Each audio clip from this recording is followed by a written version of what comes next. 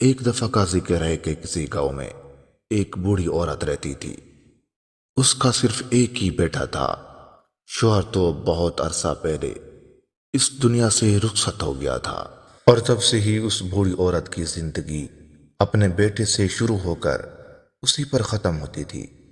وہ عرصہ دراز سے ایک ہوٹل میں کام کرتی تھی، اس کی رہائش بھی وہیں تھی۔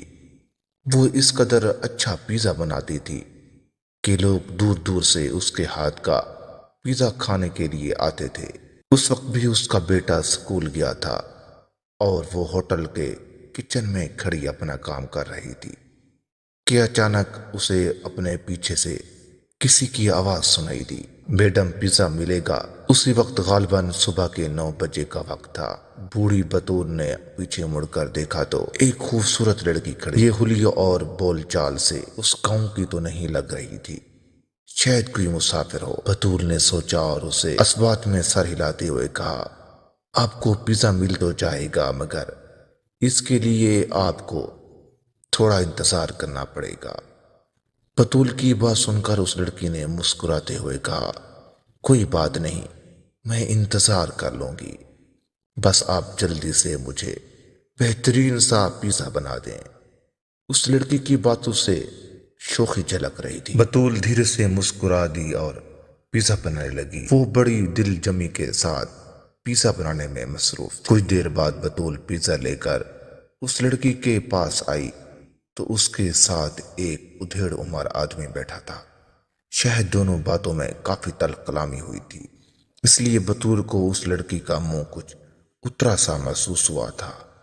بطول اس ادھیڑ عمر کو دیکھ کر شاید اس کا باپ سمجھ رہی تھی، مگر اس کی حیرت کی انتہا نہ رہی جب اسے پتہ چلا کہ وہ آدمی اس خوبصورت لڑکی کا شوہر تھا۔ قسمت اسے ہی کہتے ہیں، وہ سوچ کر رہ گئی۔ اس کے بعد وہ اپنے کام میں مصروف ہو گئی۔ اپنی مینیجر کی پاٹدار آواز سن کر بطول کے پاؤں تلے سے زمین نکل گئی۔ وہ بھاگتے ہوئے باہر نکلی تو مینیجر نے اس کا دھیان سامنے فرش پر اوندے منہ لیٹی ہوئی لڑکی کی طرف کروا دیا۔ بطول یہ تو اندازہ لگا چکی تھی کہ یہ وہی لڑکی ہے جو کچھ دیر پہلے اس کے پاس آئی تھی۔ آدھا پیزا ویسے ہی ٹیبل پر پڑا تھا۔ بطول نے جلدی سے اس لڑکی کو سیدھا کیا تو اس کے منہ سے جھاگ نکل رہی تھی۔ بطول حیران و پریشان سی اسے سنبھال رہی تھی۔ کچھ دیر پہلے تو وہ بالکل ٹھیک تھی، وہ اچانک اس سے کیا ہو گیا کہ وہ فرش پر اونٹے منہ لیٹی ہوئی ہے۔ وہ یہ سوچ رہی تھی کہ اس لڑکی کی آنکھیں اوپر کو چڑھ گئیں اور پھر اس کا سر ایک طرف کو ڈھلک گیا۔ بطول اسے اپنے ہاتھوں میں مرتا دیکھ کر چیخ رہی تھی۔ اس نے سوچا بھی نہ تھا کچھ دیر پہلے یوں مطمئن نظر آ رہی والی لڑکی یوں ایک دم سے مر جائے گی۔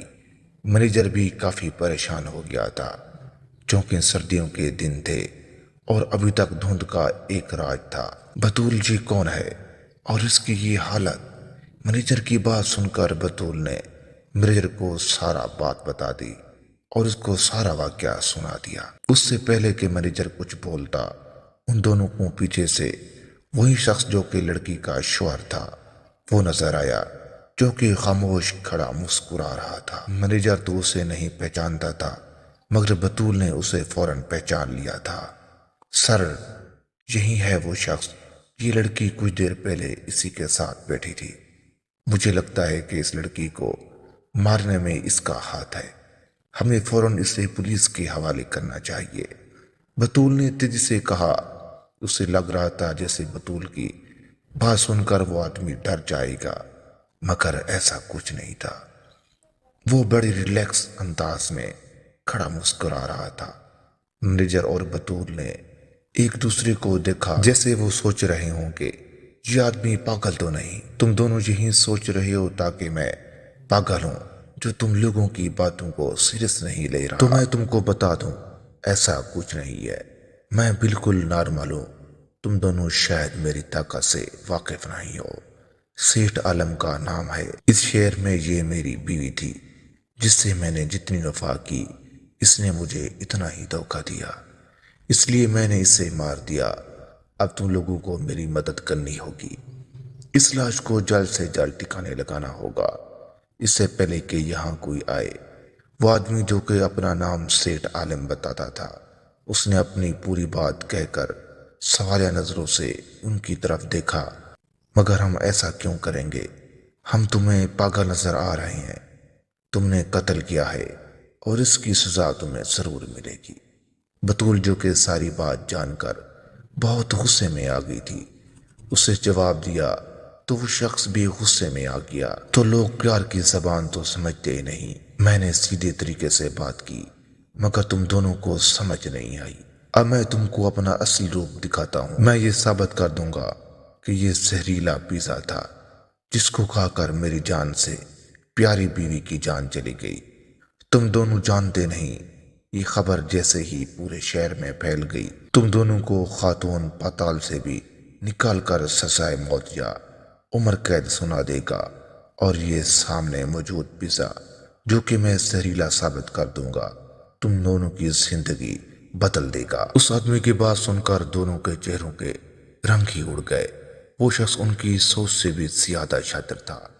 دیکھو تم ایسا نہیں کر سکتے، تم جانتے ہو کہ ہم بے قصور ہیں اور یہ قتل ہم نے نہیں کیا۔ اب منیجر بھی خاصا پریشان ہو گیا تھا۔ 21ویں صدی ہے، یہاں قصوروار اور بے قصور سب فصور ہیں، اور تم دونوں جلدی سے مجھے بتاؤ تم لوگ میرا ساتھ دو گے اس لاش کو ٹھکانے لگانے کے لیے، یا پھر میں دوسرا طریقہ اختیار کروں؟